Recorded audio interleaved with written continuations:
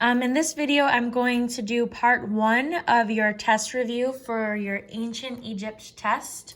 And part 1 is going to be focused on your study guide that you were given. So in this video, I'm just going to go through these answers and talk a bit about each of them.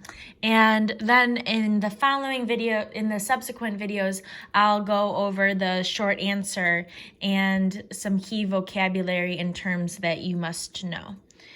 And there's Indy saying hello. I don't think any video would be complete without her face or paw in some part of the video. So I guess she wants to say hi at the beginning. All right, so let's get started here. So it would be really beneficial if you also had your study guide out and you could go through along with me. And then anything that I say that might be a helpful tip to remember for the test, you can add in on your paper as we go through. All right, so the Nile River is the longest river in the world. It extends more than 4,000 miles in length. The Nile begins in East Africa and flows northward into Egypt. The Nile overflowed because of heavy rains in East Africa. People planted seeds after the floods and harvested in late summer. They called it black land because the land was very fertile. Without the Nile, people would not have been able to grow crops and get water to survive. Wheat and barley were the most important crops. Papyrus was another crop used to make paper. The Nile was also a means of transporting goods. So just like the other civilizations that we've learned about so far this year, the ancient Egyptians settled near the Nile River because it was where they got water that they drank and used to farm and grow their crops. And if you remember from one of the first videos that I did for this unit, we made a little picture that describes a lot of this information we just went over. So if you're like a couple of the students like Heaven, who was really smart and made one of these for herself, you'll have this picture of your own that you can use to help study. And putting a visual with it is really helpful for remembering these terms. And you can always still do this to help you study. And you can also just look back at the vocabulary packet that you got at the beginning of the unit, because those terms all have pictures and can help you as well. So I actually like this side better, I think. So in this picture, you see the Nile River here. Here is one of the cataracts. Remember, there's 6 cataracts along the Nile River, and those are the waterfalls. A cataract is just another name for a waterfall. And so the Nile we just read about, was great for transporting things, but every time they came across one of the cataracts, they had to take the boat out and carry it, and then around the waterfall, and then they could put their boat back in and continue down the river. So again, we just learned about the black land. That was the land that was really fertile or rich. So that soil was really good for farming. And that land was about 5 miles on each side of the river. And then after that 5 miles on each side, we go into the red land. The red land is the desert land that it was not good for farming. So most of the people, when they settled, they lived within this 5 miles on either side of the river because that's where the land was really good for farming, the black land. All right, and so far we've also learned about some of the crops that were grown. They grew wheat and barley and papyrus. And papyrus is what they used to make paper. So they would slice off some of the stem here, and they would flatten it with a rock, and then they would dry it in the sun, and then they had paper to write on so that they could keep records of things.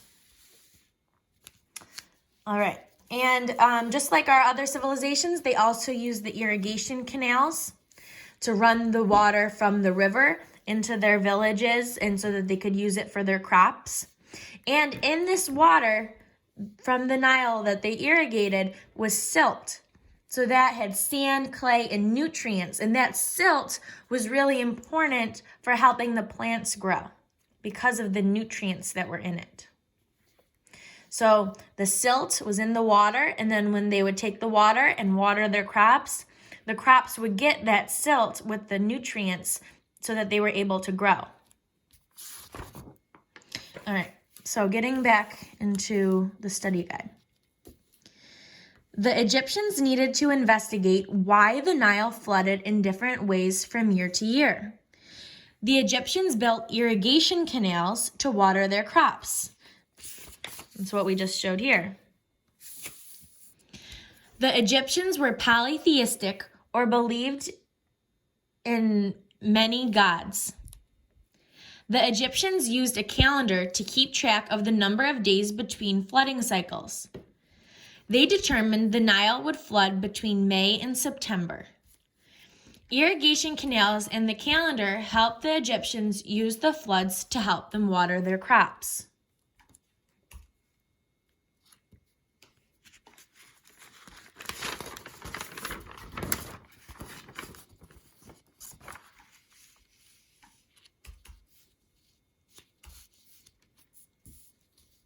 Upper and Lower Egypt each had their own king. The two kingdoms eventually unified or united into one country. So united or unified, that means they came together. There was Upper Egypt and Lower Egypt, and they had separate kings. They were doing their own things.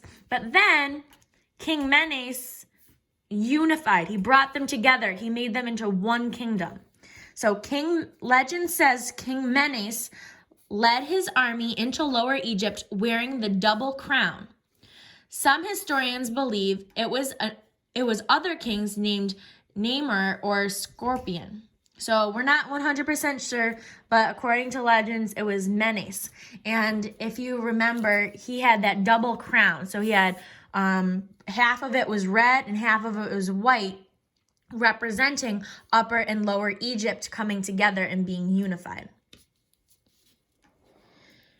During the New Kingdom, people began to refer to a king as a god king or pharaoh. So pharaoh is another word for god king. And what it really means in Egyptian, pharaoh means great house. They worship the pharaoh as a god. So these pharaohs had a lot of power because all the people viewed them and worshiped them just like they were a god. Egyptians developed a form of writing called hieroglyphics. These symbols stood for objects or ideas, but also represented sounds.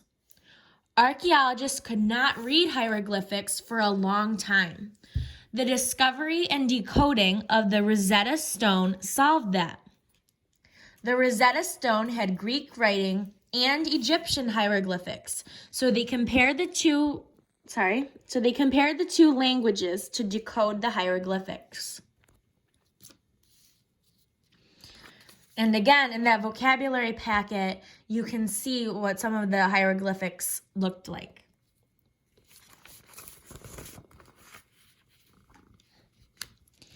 Egyptian kings had huge structures called pyramids built. These stone structures served as houses or tombs for the dead. The Egyptians believed that kings or pharaohs remained gods even after death. And that's part of the reason why they took so much time and care in preparing the bodies and mummifying them, because they thought that even that after death, they would be able to take all of that with them and that they would still be gods. When the Nile was flooded, farmers could not work on their fields. They then worked on building pyramids. So during flooding season, since they couldn't farm their land because it was all flooded with water, they would work on building the pyramids.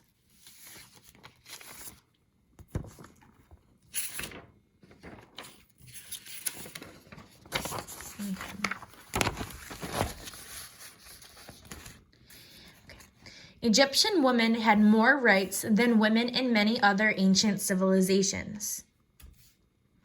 So somebody mentioned in one of the earlier lessons where we went over this, women, even though women had more rights than women in other ancient civilizations, but that doesn't mean that they had the same amount of rights as women today do. So they weren't that advanced, but they were more advanced than some of the other ancient civilizations. Like Sumerian women, Egyptian women could inherit land and handle business transactions.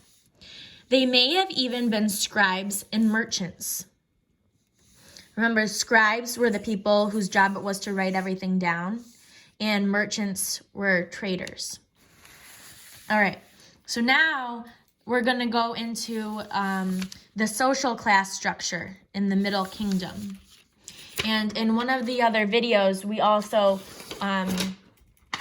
made a social class pyramid of this. So at the bottom, the biggest part of the pyramid, because there were the most people in this category, was slaves. So slaves were at the bottom. They had the fewest rights, and there were the most of them. Then next up are farmers and unskilled workers. Remember, the prefix un means not, so they were not skilled. They weren't very skilled. So unskilled workers and farmers. So there weren't as many of them as slaves, but there were still a lot of them, and they didn't have as much power, but they had more than the slaves. Next up were the merchants, craftspeople, and scribes.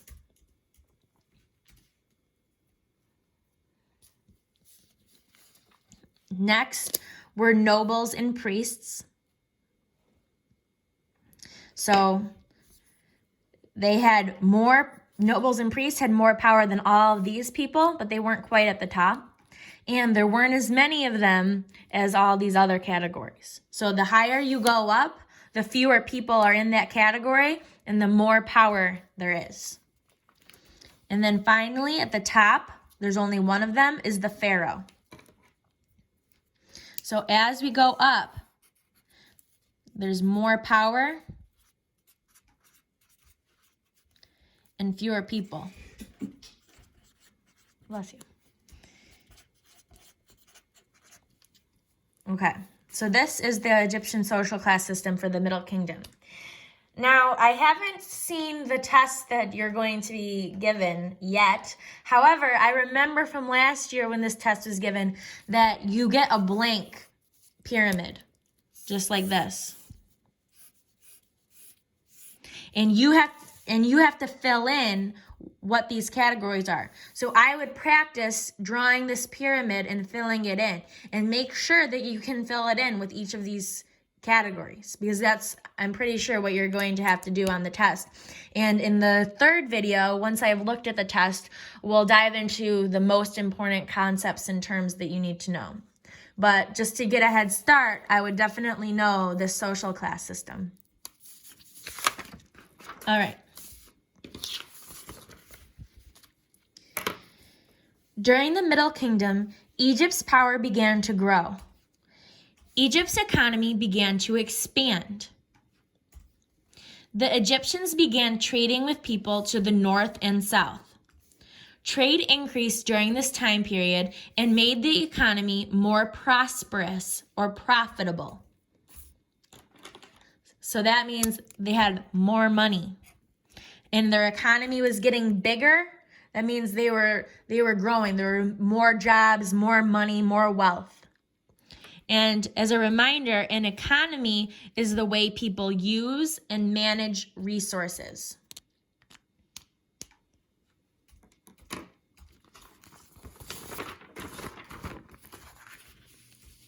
Okay.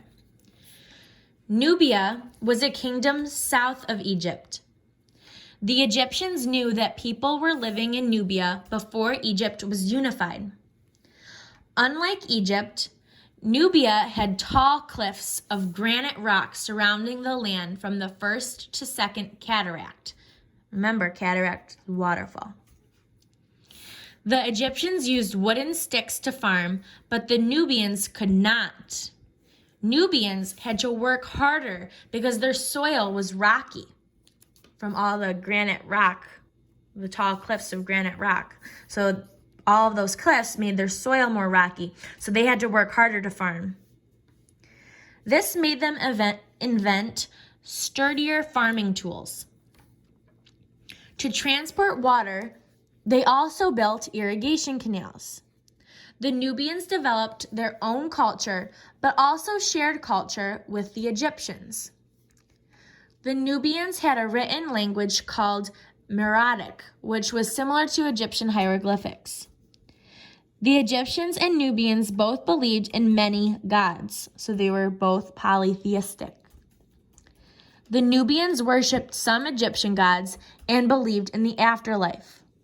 The Nubians also built pyramids, which were smaller and had a more distinctive style than Egyptian pyramids.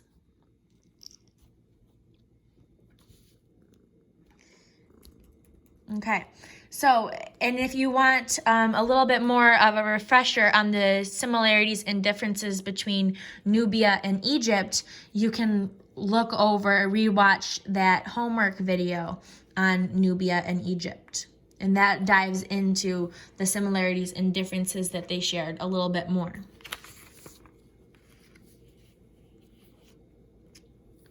All right. Egyptians invaded Nubia looking for resources.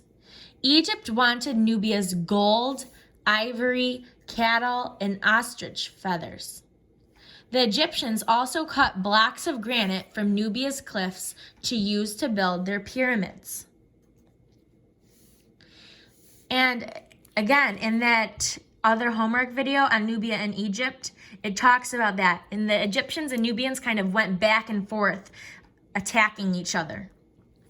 And then in 1650 BC, the Nubian kingdom of Kush became independent or free. So they defeated the Egyptians who had attacked them. They became free. They became independent again. Okay. And the last section here. Kushite kings completed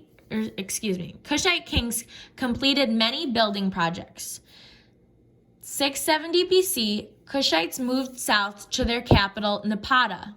In 600 BC, Egyptians regained power and invaded Kush, destroying Napata. The Kushites made a new capital in Meroe, where trade flourished. Flourished is another word for, like, it's doing amazing. So trade was going really well and increased during this time. As Egypt grew weaker, its influence on Kush faded. However, Meroe remained a great trade center until 35 AD. So this whole page is covered in that homework video. So if some of this stuff is confusing or you're not as strong in this, I would definitely recommend rewatching that homework video. All right, so this was your first part of your Ancient Egypt test review. In part 2, I'll be going over the short answer questions and giving you what the model responses are. And remember that is very important because those will be on the test. So that's another thing that you know for sure will be on the test, so you should really make sure you have your answers down for. All right, I hope this video was helpful, and as always, let me know if you have any questions. Good luck studying.